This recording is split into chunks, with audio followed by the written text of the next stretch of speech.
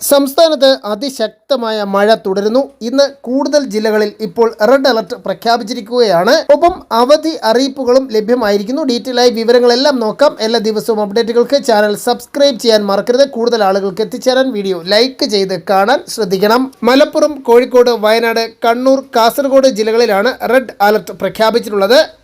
ഒപ്പം ഇടുക്കി, എറണാകുളം, തൃശൂർ, പാലക്കാട് ജില്ലകളിൽ ഇന്ന് ഓറഞ്ച് അലർട്ടാണ്. നാളെ ഡിസംബർ 3-ന് കണ്ണൂർ, കാസർഗോഡ് ജില്ലകളിലാണ് ഓറഞ്ച് മുന്നറിയിപ്പ് നൽകിയിട്ടുള്ളത്. അതിനിടെ തലസ്ഥാനത്ത് തിരുവനന്തപുരത്ത് ചൊവ്വാഴ്ച ഡിസംബർ 3 നാളെ പ്രാദേശിക അവധി പ്രഖ്യാപിച്ചു.